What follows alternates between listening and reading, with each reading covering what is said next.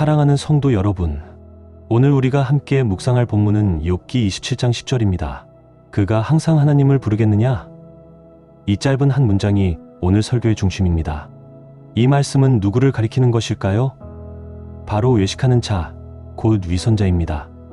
앞 구절들을 함께 읽어보면 알 수 있습니다.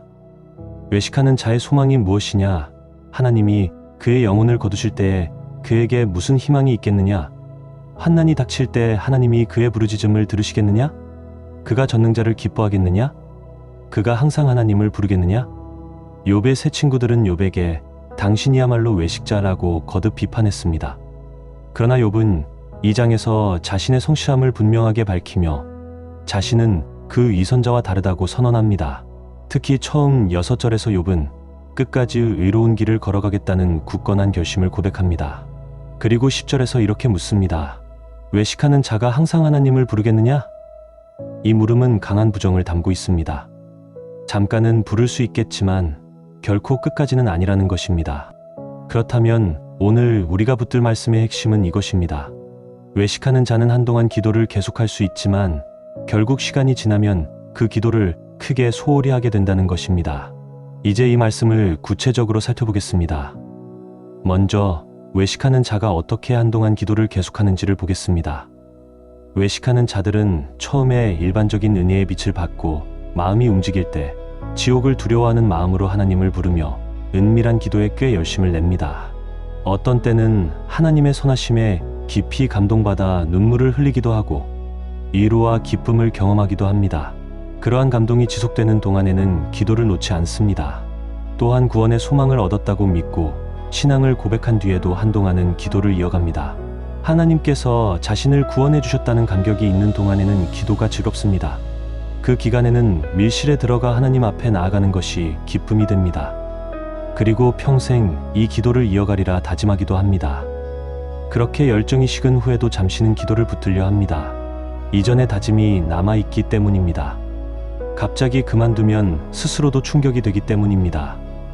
또한 참으로 구원받은 사람은 신앙을 끝까지 지킨다는 사실을 알기에 소망을 잃지 않으려 애써 기도의 외형을 유지하기도 합니다.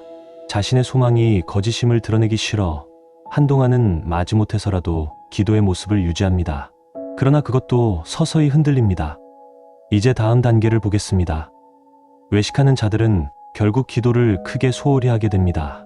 성경은 외식하는 자들의 경건이 오래 지속되지 않는다고 거듭 가르칩니다. 특히 은밀한 기도, 곧 혼자 하나님 앞에 나아가는 개인 기도가 먼저 무너집니다. 공중 예배나 가족 예배에는 여전히 참석할 수 있습니다. 그것을 빠지면 남들 눈에 띄기 때문입니다. 심각하게 신앙이 없는 사람들도 공적인 예배는 어느 정도 지켜갑니다. 그러나 혼자 하나님 앞에 나아가는 은밀한 기도는 그렇지 않습니다. 그것을 빠뜨려도 아무도 모릅니다. 그래서 그것이 먼저 흔들립니다. 외식하는 자들은 자신도 모르는 사이에 점차 자신의 생각과 신념을 바꿔갑니다. 처음에는 참 성도라면 응당 기도해야 한다고 믿었습니다. 그러나 시간이 지나면서 은밀한 기도를 많이 소홀히 해도 구원받은 사람일 수 있다는 식으로 자신의 기준을 조금씩 낮춥니다. 그러다 보면 결국 천국 소망과 육체의 게으름, 그리고 기도 없는 삶이 함께 공존하게 됩니다. 처음에는 그것이 불가능해 보이지만 시간이 지나면 그것이 가능해집니다. 조금씩 양심을 무디게 하고 조금씩 핑계를 만들어 가면서 그렇게 됩니다. 여기서 한 가지만 분명히 짚겠습니다. 외식하는 자들이 기도를 완전히 포기하는 것은 아닐 수 있습니다.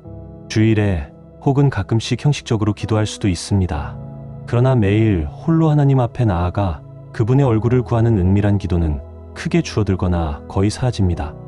그렇다면 왜 외식하는 자들은 이렇게 됩니까? 여기서 중요한 질문이 하나 생깁니다. 왜 외식하는 자들은 결국 기도에서 멀어지는 것입니까? 첫 번째 이유는 그들에게는 애초에 기도의 영, 곧 진정한 기도의 정신이 주어지지 않았기 때문입니다. 스가랴서에는 은혜와 간구하는 심령이라는 표현이 나옵니다. 참된 기도의 정신은 하나님의 성령께서 성도의 마음 안에 거하시는 것입니다. 그 성령께서 우리 안에 계실 때 자연스럽게 하나님을 향한 갈망이 솟아오르고 기도가 흘러나옵니다. 로마서 8장에서 바울은 성령이 말할 수 없는 탄식으로 우리를 위해 간구하신다고 말씀합니다. 그러나 외식하는 자에게는 그 성령이 없습니다. 그러니 기도를 강요할 내면의 힘이 없습니다. 처음에는 두려움이나 감동으로 기도했지만 그 감정이 사라지면 기도할 이유도 함께 사라집니다. 두 번째 이유는 외식하는 자의 회개는 자기 필요를 해결해 준다는 것입니다. 그는 이제 안전하다고 생각합니다. 지옥에 대한 두려움이 사라졌고 천국을 보장받았다고 믿습니다. 그러니 더 이상 구해야 할 것이 없다는 생각이 듭니다. 그러나 참된 성도는 다릅니다. 참된 성도는 회심 이후에도 여전히 자신이 연약하고 부족하다는 것을 압니다. 하나님 없이는 아무것도 할 수 없다는 것을 압니다. 오히려 회심 이후에 새로운 소원들이 생겨납니다. 의를 사모하고 하나님을 더 알고 싶은 갈망이 커집니다. 그러니 은혜의 보좌 앞에 나아가야 할 이유가 줄어드는 것이 아니라 오히려 더 많아집니다. 그러나 거짓된 회심을 경험한 자는 자신이 부유해졌다고 생각합니다. 요한계시록 3장에서 주님은 이런 사람을 나는 부자라 부유하여 부족한 것이 없다 하고 말하는 자라고 하시면서 실상은 가련하고 불쌍하고 가난하고 눈멀고 벌거벗은 자라고 하십니다. 이처럼 거짓 회심은 사람을 영적으로 자만하게 만들고 그 결과 기도를 멀리하게 합니다. 이제 한 걸음 더 나아가 보겠습니다. 세 번째 이유는 외식하는 자가 구원의 소망을 얻었다고 생각하면서 오히려 하나님의 명령에 대한 두려움이 사라진다는 것입니다. 항상 기도하라. 혼자 골방에 들어가 은밀하게 기도하라는 말씀은 성경 여러 곳에서 아주 분명하게 가르칩니다. 마태복음 26장, 에베소서 6장, 마태복음 6장에서 주님은 거듭 기도하라고 하십니다. 전에는 지옥이 두려워 이 명령을 어기지 못했습니다.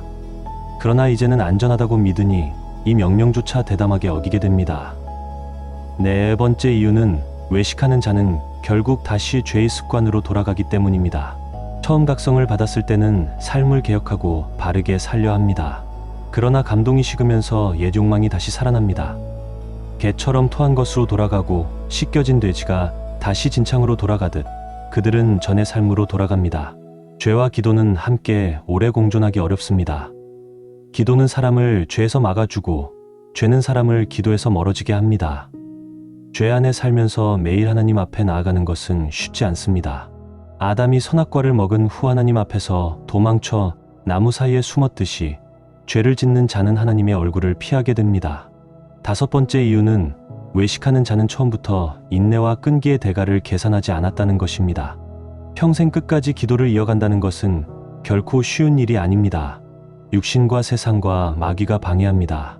그것을 이겨내려면 신앙의 수고와 헌신이 필요합니다.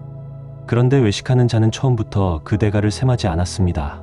자신의 삶 전체를 하나님께 드리겠다는 마음의 준비가 없었습니다.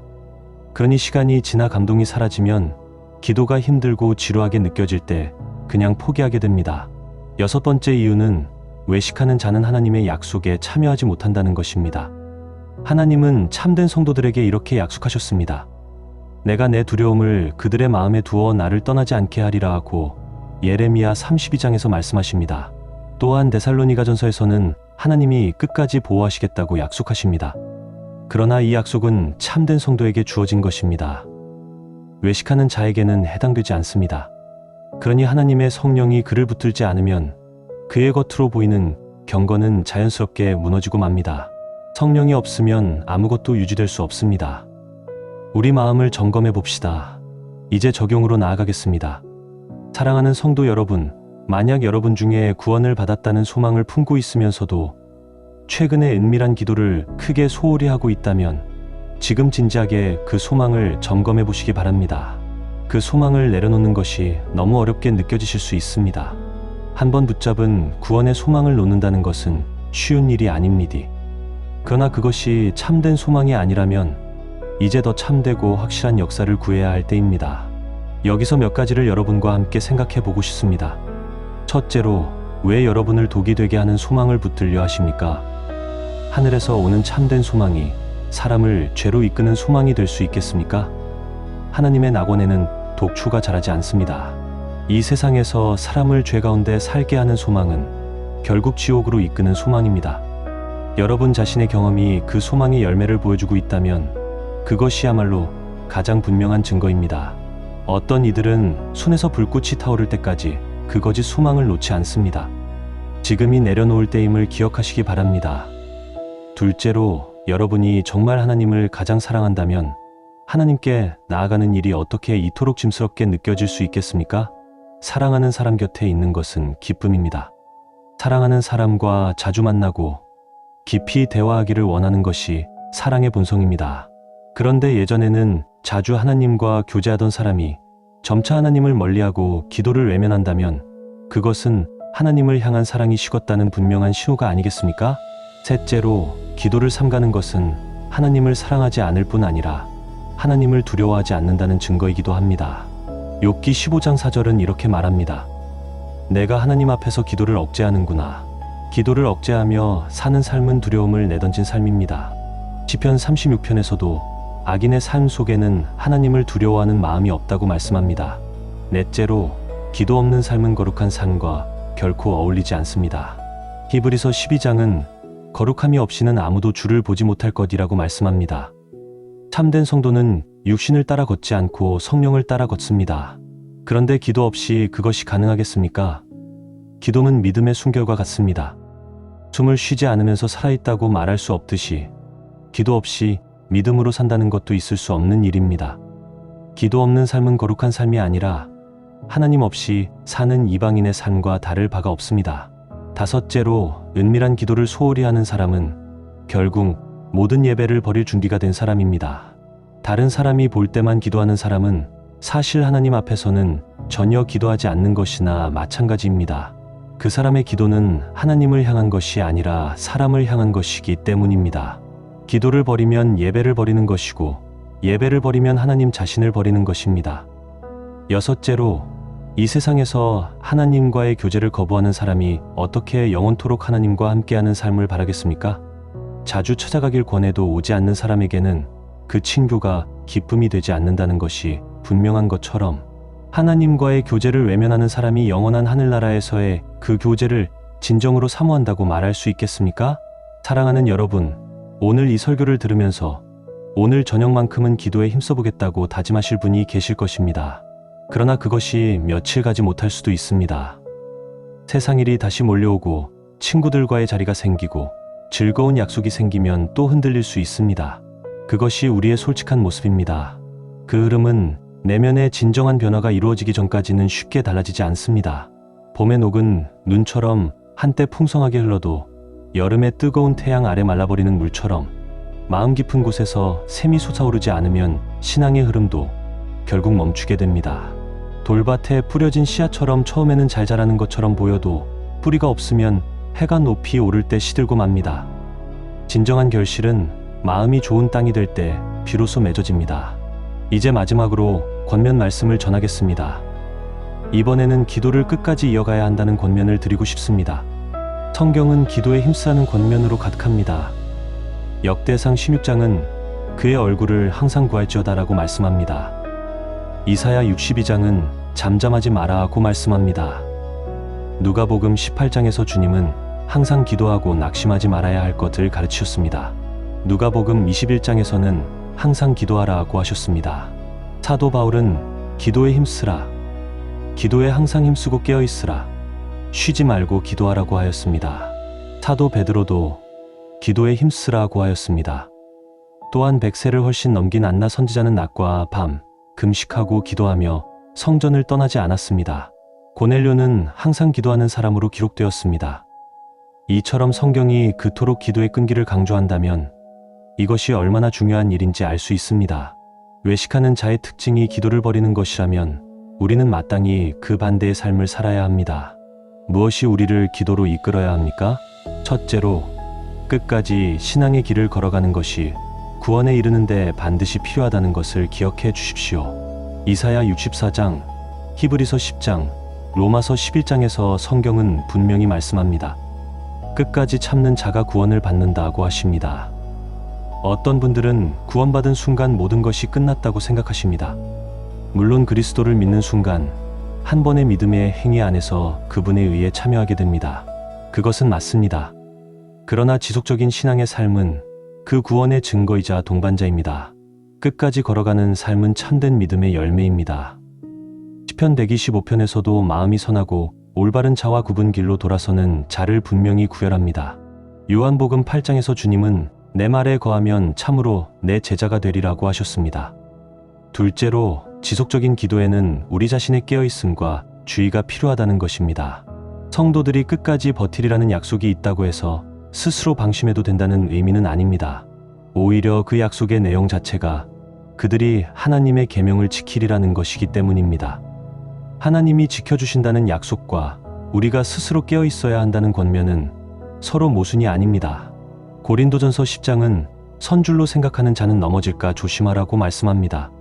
히브리서 3장은 믿지 아니하는 악한 마음을 조심하라고 합니다. 베드로후서 3장은 조심하여 굳건함을 잃지 않도록 하라고 합니다. 이렇게 성경은 거듭 우리에게 스스로를 지키라고 촉구합니다. 특히 기도를 끝까지 이어가기 위해 깨어 있어야 합니다. 주님도 시험에 들지 않게 깨어 기도하라고 하셨습니다. 마귀는 우리를 하나님으로부터 떼어놓으려 합니다. 세상의 수많은 일들과 즐거움들이 기도를 방해합니다. 그것을 알고 조심해야 합니다.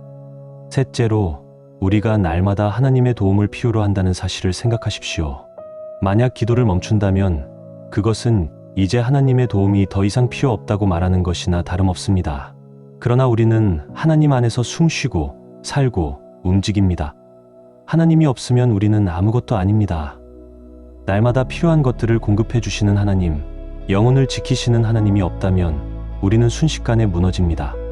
이미 구원받은 성도라 할지라도 하나님이 떠나시면 다시 이전보다 더 비참한 상태로 떨어질 수 있습니다. 마귀는 항상 우는 사자처럼 우리를 삼키려 합니다. 우리에게는 매일 하나님의 은혜와 보호가 필요합니다. 네 번째로, 기도의 풍성한 유익을 기억하십시오. 은밀한 기도는 새로운 생명을 먹이고 자라게 하는 가장 중요한 수단 중 하나입니다.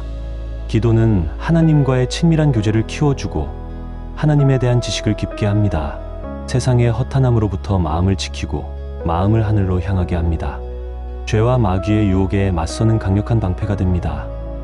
기도는 죄와 싸울 힘을 하나님으로부터 받아오는 통로입니다. 또한 기도는 우리를 깨어있게 하고 하나님과 함께 걷게 하며 선한 열매를 맺게 합니다.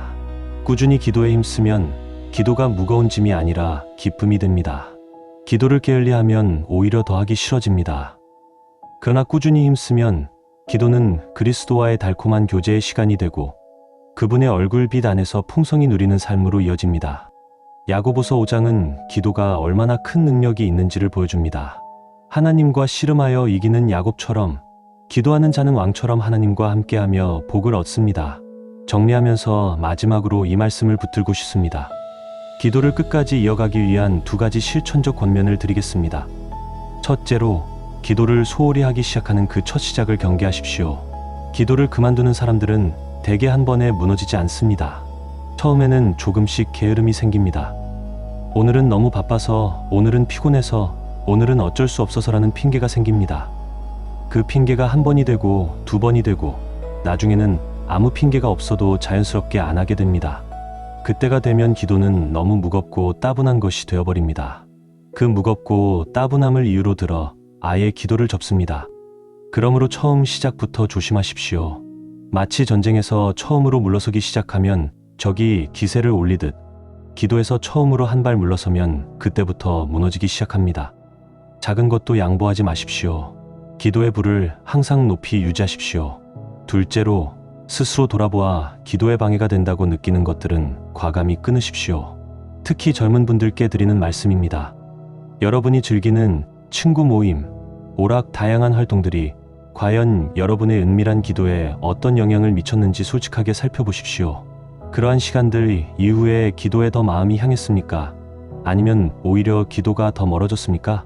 그 습관들이 실제로 기도를 방해해왔다면 그것이 설령 그 자체로는 잘못이 없는 것이라 해도 영혼을 위해 내려놓아야 할 때입니다.